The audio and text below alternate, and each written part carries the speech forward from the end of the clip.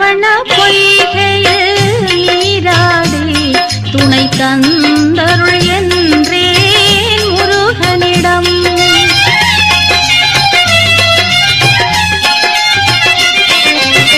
சரவண பொய்கையில்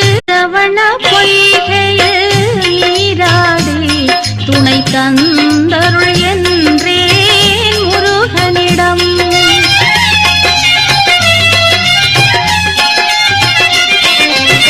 சரவண பொய்கையில்